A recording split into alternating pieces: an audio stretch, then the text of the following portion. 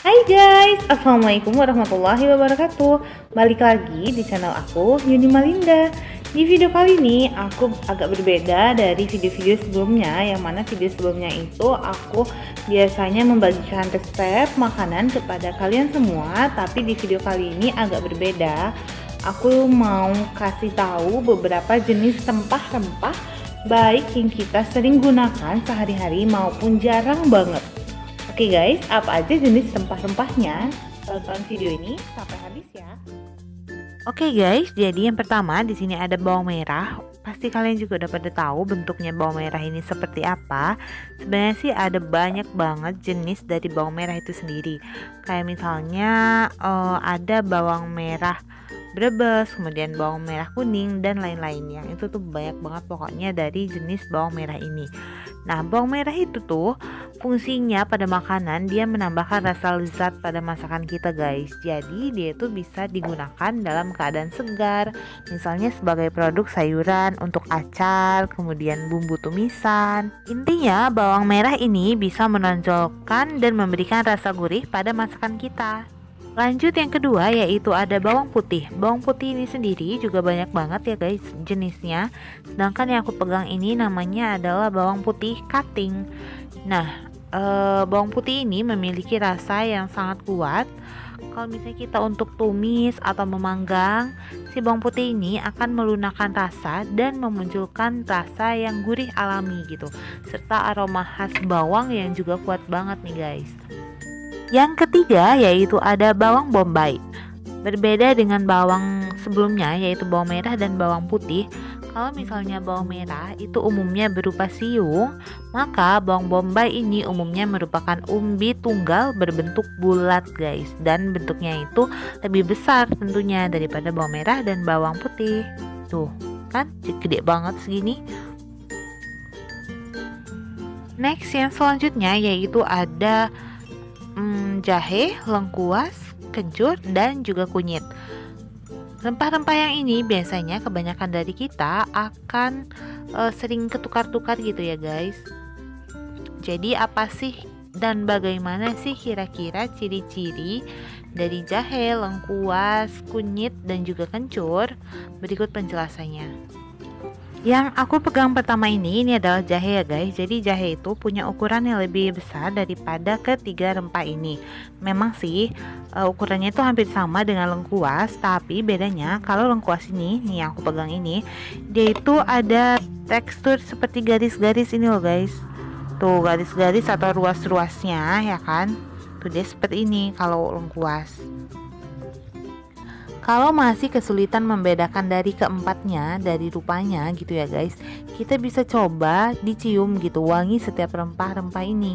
Keempatnya punya aroma yang khas, dan kalau kita udah hafal, kita nggak bingung lagi kok bedainnya. Coba kita lihat dari dagingnya. Untuk bagian dalamnya, jahe ini punya serat yang lumayan lembut dan berwarna kekuningan seperti ini guys. Terus dari bentuknya juga jahe ini seperti ruas jari manusia. Jahe juga punya rasa yang sedikit pedas dan memberikan efek hangat apabila kita makan. Nah, kemudian lanjut ke lengkuas atau laos. Lengkuas atau laos ini punya tekstur kulit yang lebih kasar jika dibandingkan dengan keempat rempah-rempah yang sebelumnya. Dagingnya ini cenderung lebih keras, terus lebih berserat gitu guys. Nah, selain bumbu masakan juga, menurut orang dulu lengkuas juga punya khasiat untuk mengobati penyakit kulit. By the way, ini kayak hewan gitu ya guys. Oke, pokoknya ingat aja kalau lengkuas atau laos ini punya ruas-ruas kayak gini ya guys di kulitnya itu, dan teksturnya itu lebih keras dan juga kasar ketimbang dengan rempah-rempah yang lain. Oke, lanjut, ini ada kencur. Kencur ini punya kulit yang khas jika dibandingkan dengan ketiga kembarannya tadi. Kencur juga punya aroma dan bisa banget untuk menyegarkan makanan, dan punya daging buah yang sedikit mirip dengan kunyit guys. Tapi si kencur ini punya apa namanya itu, punya daging buah yang lebih lembut jika dibandingkan dengan kunyit. Ini biasa kita gunakan untuk seblak dan juga bumbu pecel. Yo, lanjut untuk yang selanjutnya. Ini ada kunyit. Kunyit atau kunir banyak digunakan sebagai jamu dan dipadukan dengan buah asam. Maka jadilah kunir asam, guys. Kunir ini berwarna kuning orange gitu, terus punya tekstur yang lembut dan mudah banget guys jika diiris atau diparut. Dan bahkan dia tuh punya warna yang cepet banget, kayak nempel gitu di kulit tuh kan. Ini juga bisa menjadikan warna pada makanan, kayak misalnya warna kuning atau orange gitu pada makanan kita. Nah, jadi itu dia guys perbedaan dari keempat rempah-rempah ini. Ada jahe, kemudian lengkuas, kunyit, dan juga kencur. Memang sih sedikit sulit untuk membedakan keempatnya. Makanya kamu jangan keasikan nongkrong di kafe atau jalan ke mall melulu guys. Jadi ada baiknya kamu bisa bantuin ibu atau keluarga kamu masak di dapur biar bisa lancar membedakannya. Lanjut ya. Nah, ayo tebak apa dari bunyinya. Yes, that's right. Ini adalah kemiri guys. Jadi kemiri itu bentuknya kayak gini ya. Tuh, ini adalah kemiri yang masih ada kulitnya. Sedangkan untuk isi dalamnya itu seperti ini. Nah, ini adalah kemiri yang sudah disangrai sebelumnya. Tuh. Jadi kemiri ini isi dalamnya tuh putih gitu ya guys. Next, ada nih yang bentuknya itu hampir-hampir mirip dengan si kemiri, yaitu ini dia si bulat yang warnanya hitam. Kalau kulitnya itu tuh ini masih ada kulit ya, ini namanya pala. Nah, sedangkan pala yang sudah dibuka kulitnya dia tuh bentuknya seperti ini guys. Tuh, beda banget kan sama kemiri. Pala merupakan bumbu dapur yang memiliki cita rasa menyerupai merica. Ya, hampir-hampir mirip seperti itulah. Tapi pala itu sendiri punya aroma yang lebih sedap guys. Bumbu dapur ini berasal dari kepulauan sekitar Maluku sana dan kerap digunakan dalam hidangan-hidangan berkuah. Nah, jadi karena rasa dan aromanya yang sangat kuat itu tadi, maka penggunaannya haruslah sangat ditakar untuk si pala ini. Nah, jadi gimana? Bisa ya bedakan yang mana yang kemiri dan mana yang pala? Lanjut, dari sekian banyak rempah yang dijadikan bumbu masakan Indonesia, ada buah kluwak.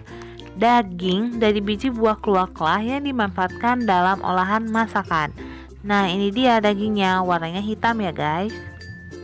Masakan yang dihasilkan dari biji kluwak itu seperti misalnya nasi goreng kluwak, kemudian sop konro.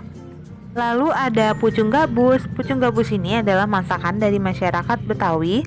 Dan setelah itu ada namanya rawon. Nah, masakan-masakan tersebut itu kan warnanya hitam. Jadi warna hitam itu didapatkan dari si biji kluwak ini guys. Pengolahan biji kluwak yang salah dan berlebihan akan mengakibatkan si pemakan menjadi keracunan. Jadi sebelum dikonsumsi, biji buah kluwak harus direndam dan direbus terlebih dahulu ya. Oke, kita beralih ke yang asam-asam. Nah, jadi di sini ada asam kandis dan asam jawa. Untuk yang aku pegang ini namanya adalah asam kandis, dan yang punya daging seperti ini namanya asam jawa. Jawa maupun asam kandis ini tentu saja memberikan rasa asam pada masakan atau makanan kita. Untuk asam jawa itu umumnya kalau dijual di pasar dalam bentuk kemasan yang terdiri dari kumpulan daging buah dan bijinya. Sementara untuk buah segarnya itu dia tuh berbentuk seperti kacang polong. Hanya saja lebih besar dan lebih gemuk gitu, lebih menggembung dan kulitnya berwarna coklat. Pokoknya ingat aja ya, kalau misalnya dia berdaging seperti ini namanya asam jawa. Kemudian ini yang selanjutnya tadi ada asam kandis ya. Berbeda dengan asam jawa yang buahnya berbentuk seperti kacang polong, buah asam kandis ini berbentuk bulat dengan ujung agak meruncing. buah yang udah matang terus berwarna kuning kecoklatan. Asam kandis yang dijual di pasar itu umumnya dalam bentuk potongan seperti ini guys, potongan-potongan kering yang berwarna merah gelap kehitaman. Jadi cukup mudah ya cara bedakannya. Kalau misalnya berdaging dan berbiji seperti itu adalah asam jawa, sedangkan yang potongan-potongan kering ini adalah asam kandis.